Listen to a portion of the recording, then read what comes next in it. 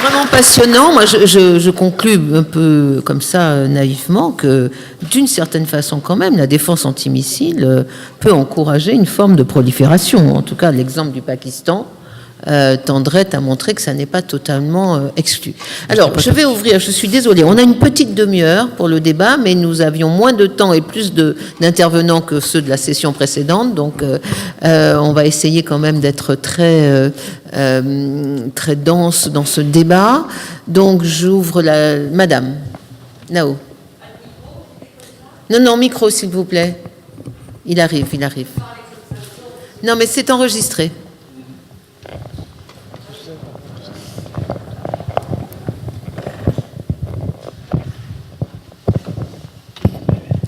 Merci beaucoup. Merci, Madame, de présider cette séance, vous qui êtes une femme, sur le nucléaire. Moi, j'ai une question très simple. Je crois que c'est l'amiral. Vous avez dit de manière, pour vous, c'était une évidence totale, mais pas pour moi, et peut-être certains d'entre nous. Vous avez dit, dans le nucléaire, il y a 3 niveaux, et vous avez évoqué, au cours de votre conférence, un niveau, les sous-marins. Quels sont les 2 autres niveaux, s'il vous plaît? Je crois que ça correspond un peu à ce que dit monsieur, mais moi, je ne sais pas. Merci, monsieur. Merci. On va prendre plusieurs questions. On va en prendre au moins 3. Oui, ici, venez. Amiral aussi? Ou général? Général? Amiral, pardon. Nous avons un monopole de marins dans la salle. Oui, Amiral Païta, MBDA. Je voudrais revenir sur l'opacité, parce que qui dit dissuasion nucléaire implique forcément de pouvoir lever un peu le voile pour être dissuasif, précisément. On le fait habituellement par la démonstration de la robustesse de ses capacités ou par des exercices. Alors, qu'est-ce qu'on observe comme exercice ou autre, je dirais, comme autre moyen que des déclarations pour que ces armes nucléaires puissent effectivement rentrer dans le registre de la dissuasion? Merci. Est-ce qu'il y a une 3e question? Oui, monsieur devant. Oui, bonjour, Jacques Piacentino. J'ai bien compris qu'il y avait une prolifération tous azimuts et une augmentation des budgets, des capacités, etc. La question que je me pose, est-ce que les matières fissiles vont suivre cette augmentation de capacités nucléaires? Merci. Alors, je vais revenir vers le panel. Vous n'êtes pas obligés tous de répondre à tout. On va faire un principe de saine économie. Donc, l'amiral, vous avez été nommément interpellé. Je pense, madame, que vous faites référence aux composantes. J'ai dit 3 composantes. C'est ça. En fait, vous avez une composante sous-marine, c'est-à-dire des missiles balistiques qui sont tirés depuis les sous-marins, qui ont l'avantage de pouvoir se diluer dans l'eau et d'être indétectables, invulnérables, si les patrouilles sont bien tenues et les sous-marins sont suffisamment performants. À partir de sous-marins, on voit arriver maintenant aussi des missiles de croisière, c'est-à-dire des missiles qui n'ont pas de phase spatiale, mais qui volent dans l'air, dans l'atmosphère, et qui peuvent emporter des charges nucléaires. Et puis vous avez la composante aéroportée, c'est-à-dire que ce sont des avions là qui attaquent avec des armes nucléaires, soit des bombes à gravité, soit d'autres missiles. Par exemple, la France est dotée d'un missile qui est pratiquement le meilleur, un missile qui s'appelle la SMPA, qui est un missile supersonique qui va très loin et qui vole très vite. Bon, alors, ce que je voudrais dire, j'en profite à propos de votre question, c'est que justement, Stéphane Delory a parlé de la complexité des défenses antimissiles balistiques dans la dialectique nucléaire. Et justement, de mon point de vue, le fait que les pays développent plusieurs composantes, c'est aussi pour contrer les défenses. Parce que les défenses qui s'intéressent aux missiles balistiques qui viennent de l'espace ne sont pas les mêmes que celles qui contrent les missiles de croisière qui sont dans l'atmosphère. Or, par exemple, le Pakistan est en train de développer le missile Babour, dont il va équiper très probablement ses sous-marins et sûrement ses avions de chasse. S'il coordonne des frappes avec des missiles balistiques et des missiles de croisière, ça devient plus compliqué quand même pour se défendre. Voilà, c'est tout ce que je... Camille. Deux choses. D'abord, la question sur les matières fissiles. Il y a une particularité asiatique qui est que, contrairement aux puissances nucléaires européennes, aux États-Unis et à la Russie, qui observe un moratoire sur la production de matières fissiles depuis bientôt 2 décennies, pour plus de 2 décennies pour certains. On est dans le cas de la France, qui ont même démantelé les installations de matière. Tous les acteurs asiatiques sont où il y a ou soit un gros point d'interrogation dans le cas chinois, c'est-à-dire c'est le seul pays du P5 qui n'a pas de moratoire officiel et sur lequel un certain nombre d'interrogations demeurent sur la continuation de la production de matières fissiles.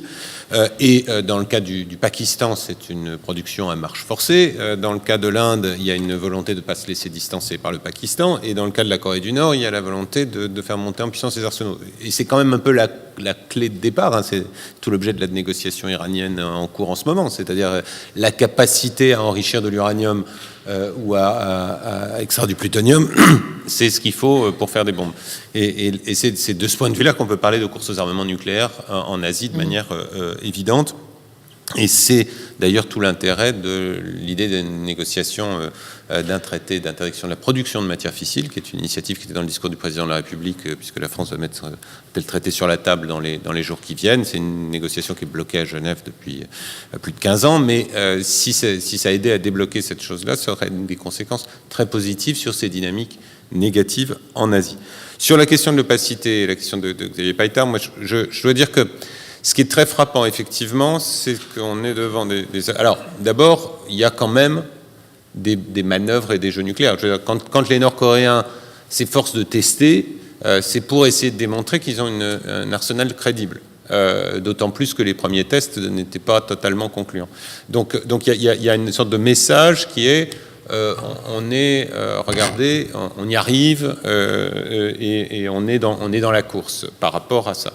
Donc, et de la même manière, Indiens et Pakistanais font régulièrement des campagnes d'essais de missiles pour le coup. Hein, ils n'ont pas fait d'essais depuis 1998, mais ils font des campagnes d'essais de missiles de manière à montrer que leurs capacités sont là. Même chose pour la Chine.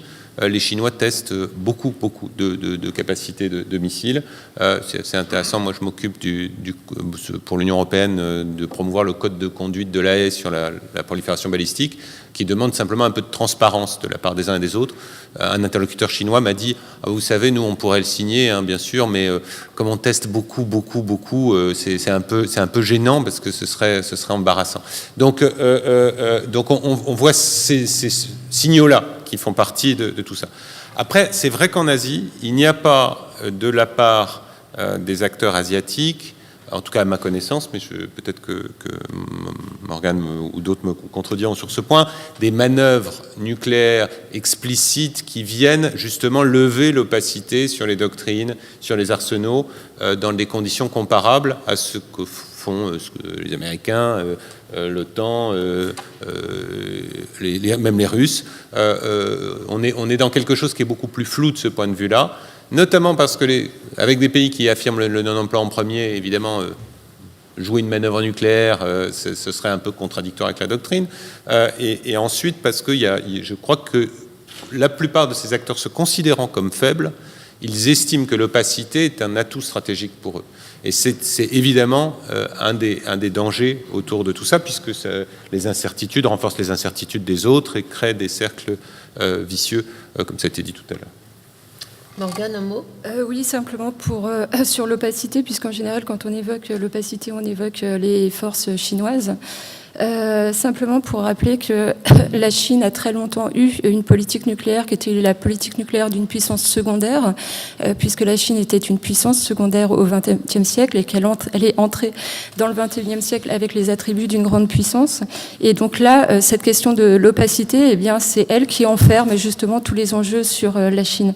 Sur la question des matières fissiles, eh bien, on retrouve ce problème de l'opacité, évidemment, puisqu'on a des contradictions entre les déclarations d'une part, qui sont d'ailleurs parfois officieuses et pas officielles, et puis de l'autre côté, les signaux que l'on peut avoir, et notamment par rapport à la production de matières fissiles à des fins militaires. Certains rapports évoquent l'augmentation des capacités de certaines installations qui sont des installations militaires. Et peut-être que la réponse à cette question, elle se retrouve tout simplement dans l'impossibilité d'obtenir un traité sur un moratoire. Alors, un petit chouïa aussi. Juste une toute petite chose par rapport à la matière fissile et par rapport à la Chine. c'est que dans l'estimation qu'on doit avoir de la capacité chinoise à produire ou non de la matière fissile et surtout la volonté qu'elle a à produire ou non, il faut bien se rendre compte que l'arsenal chinois tel qu'il est et tel qu'il est confronté aux arsenaux russes, aux arsenaux américains, tel qu'il est dans sa forme minimale, n'est pas très viable. Et donc, en toute logique, c'est à nouveau, si on fait abstraction de toute idéologie et de tout principe autre que la rationalité, les Chinois doivent effectivement faire plus d'armes nucléaires et éventuellement même voir des essais nucléaires, parce que le dessin de l'arme nucléaire chinoise n'est pas réputé très productif, si je puis dire. Donc on peut condamner la Chine pour son opacité, on peut condamner la Chine du fait qu'elle augmente son stock, mais si on estime que la Chine peut avoir une dissuasion crédible, elle doit malheureusement le faire. Et on a, nous autres pays occidentaux, été confrontés à de pareilles logiques, donc on peut comprendre que les Chinois, malheureusement, soient dans une logique identique. Merci. Alors, est-ce qu'il y a de nouveau des questions dans la salle ? Monsieur, moi j'en ai monsieur et moi j'en ai deux. Je voudrais poser la question avec un lien avec le terrorisme. Est-ce que sous deux visages, premier visage, un illuminé pakistanais, peut-être militaire, s'empare des pouvoirs de décision et du pouvoir de déclencher un tir nucléaire. Est-ce que par rapport à cette hypothèse, il y a des mécanismes qui font qu'il pourrait en être effectivement dissuadé?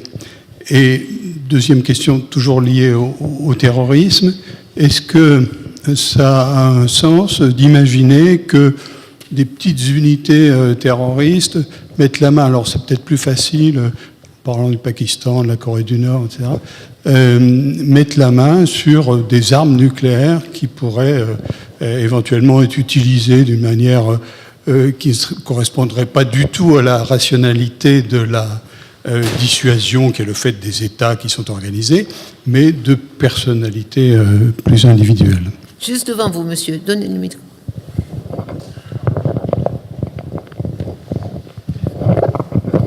Merci. Dissuasion et démocratie.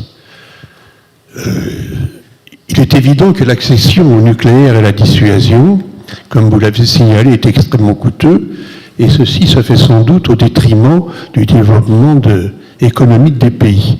Y a-t-il dans ces pays qui accèdent au nucléaire et la dissuasion des forces politiques qui vont à l'encontre de cette volonté, et y a-t-il un espoir dans l'avenir que ces pays puissent un jour avoir des forces politiques qui prennent le pas sur la dissuasion?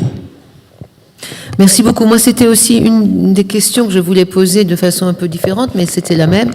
Est-ce qu'il y a dans ces pays, ce qu'on a connu en Europe au temps de la guerre froide, des mouvements pacifistes, antinucléaires, notamment au Japon? Moi, j'arrive pas à imaginer crédible le scénario. Les Américains sont moins certains sur leur dissuasion élargie. Du coup, le Japon passe de l'état du seuil à l'état de nucléaire ouvert. J'ai un peu de mal à le croire pour des raisons justement de pacifisme, de mouvement antinucléaire.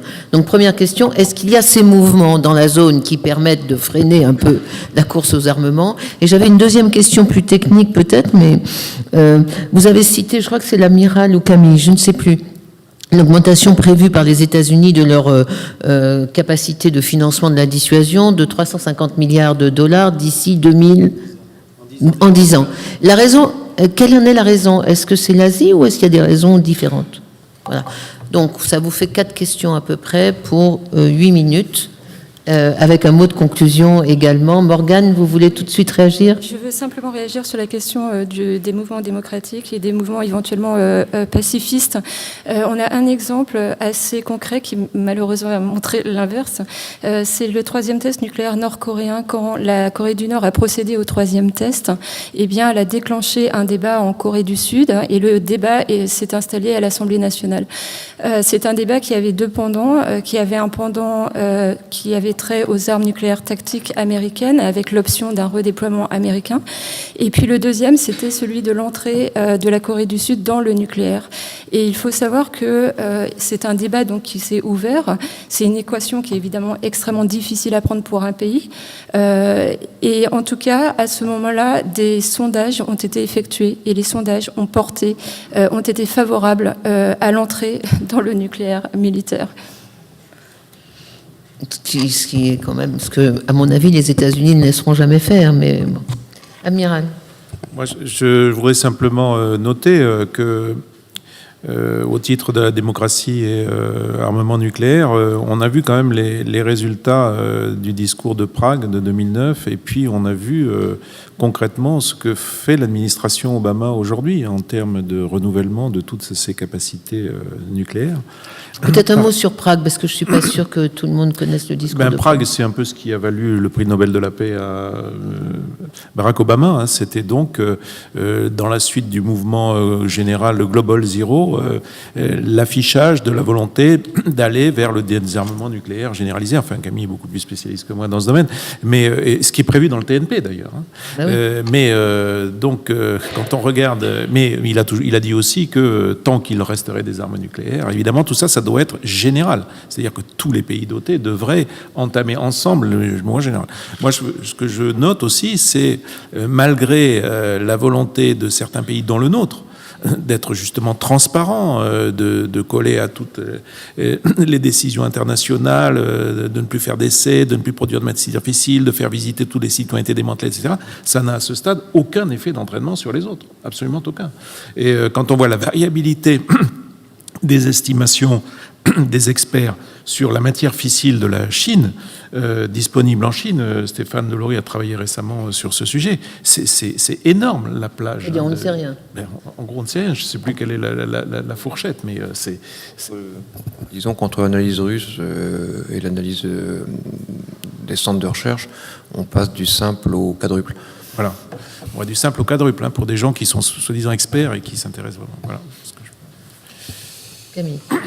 Je vais essayer de prendre très rapidement les différentes questions. Sur les 350 milliards américains, c'est effectivement aussi dans le discours de Prague, c'est ça qui est amusant. C'est-à-dire que d'un côté, Obama annonce qu'il veut aller vers le monde sans armes nucléaires, et d'un autre côté, il dit qu'il va moderniser et garantir la dissuasion américaine pour l'avenir, ce qui suppose de dépenser un petit peu d'argent. Et dans le cas américain, il y avait en plus un petit peu de... Les infrastructures nucléaires en particulier, mais même l'arsenal en général, avaient besoin d'une phase de modernisation, ce qui explique ces chiffres importants, qui est engagé maintenant. Il y a un débat aux États-Unis sur l'ampleur de ces dépenses, mais de fait, que ce soit les infrastructures, les laboratoires, les armes, etc., il y avait un gros sujet, et les États-Unis ont pris les décisions qui vont faire qu'ils vont rester une puissance nucléaire dans les 50 prochaines années, ce qui fait que le commentaire d'Obama sur le fait que le désarmement nucléaire n'aura peut-être pas lieu de son vivant, et c'est apparemment validé par ces décisions. Sur l'élément dissuasion et démocratie,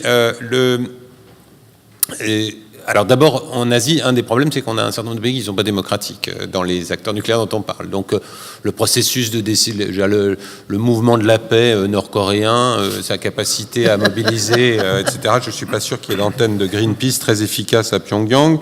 Ce qui est intéressant, cela dit, c'est qu'il y a alors deux cas, effectivement, le cas auquel Nicole faisait allusion, qui est le cas du Japon, où là, pour le coup, il y a un mouvement de société très fort qui se manifeste sur les hypothèses de déploiement, la présence américaine, l'opposition nucléaire. Et donc, même si le débat existe au Japon, il y a des personnalités politiques qui se sont prononcées pour rouvrir le débat sur l'acquisition d'une capacité militaire par le Japon. Il y a aussi un mouvement de société très fort, et donc je ne suis pas du tout sûr que dans cette tension-là, les choses iront vers l'acquisition de l'arme nucléaire. En Corée du Sud, c'est moins marqué. Moi, j'étais très frappé il y a un an ou deux. J'avais fait une conférence en Corée du Sud pour un groupe de jeunes femmes qui venaient de rejoindre la diplomatie sud-coréenne. Et à la fin de mon topo sur la prolifération nucléaire, elles m'ont demandé si je pensais que la Corée du Sud devrait se doter de l'arme nucléaire. Et il y avait ce groupe de jeunes filles très sages et très sérieuses qui avaient manifestement s'interrogé sur cette question. Donc, il y a effectivement en Corée du Sud quelque chose, sans le tabou lié à Hiroshima et Nagasaki. Il y a quelques mouvements écologistes pacifistes en Inde aussi. Et qui sont aussi liés à ça a longtemps d'ailleurs pesé dans le processus de décision politique indien.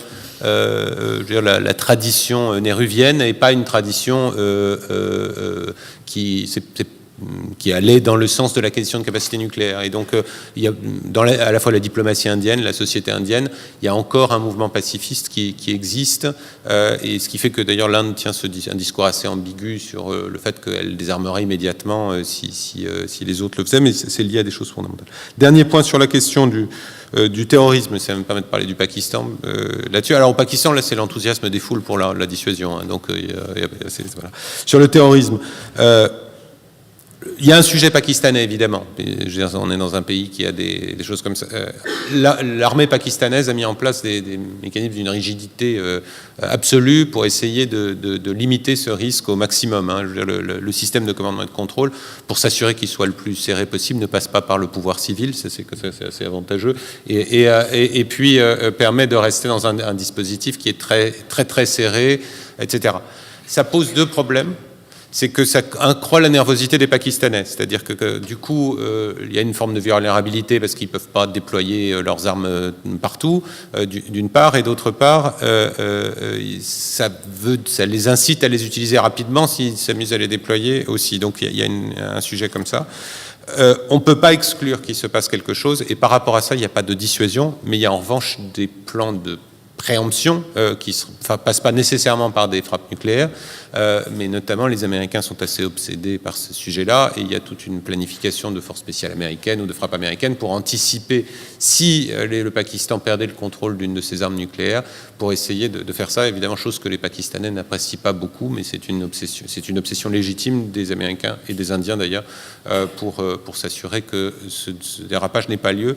Est-ce que ces pays-là pourraient être tentés d'utiliser une arme nucléaire à des fins terroristes? Je mettrais un point d'interrogation sur la Corée du Nord, parce qu'on ne sait jamais ce que peuvent faire les Nord-Coréens. Pour les Pakistanais, ils ne sont quand même pas, je ne crois pas dans cette logique aujourd'hui, Dieu merci. Merci beaucoup Camille. Stéphane. Je vais conclure très brièvement sur le financement de l'arsenal américain, qui est effectivement extrêmement cher. Il faut simplement garder à l'esprit que l'arsenal américain est l'arsenal au monde qui est le plus opérationnel, le plus complexe, qui offre le plus de flexibilité d'emploi et qui est associé aux logiques d'emploi les plus ouvertes. C'est cette caractéristique de l'arsenal qui garantit la dissuasion élargie. Si l'arsenal américain n'est pas flexible, il n'y a pas de dissuasion élargie. Et donc, c'est un paradoxe, puisque si on veut bénéficier des garanties d'une dissuasion qui est presque existentielle, il faut bénéficier derrière ça d'un arsenal qui est extrêmement opérationnel et qui coûte très cher. C'est donc ça explique aussi partiellement la chose. Il faut dire une dernière chose et après je conclus, c'est qu'on a on a beaucoup reproché à l'administration Obama certaines choses. Il ne faut pas oublier que l'administration Bush, qui était très orientée nucléaire, a laissé tomber sa composante aérienne, sa composante aéroportée, ce qu'on oublie très souvent, et que le langage des républicains et des conservateurs sur le nucléaire n'est pas forcément beaucoup plus clair que le langage des démocrates. Et donc c'est une responsabilité qui est assez partagée. Merci. Merci beaucoup, merci à tous, Morgane, messieurs. Je crois que c'était un débat intéressant.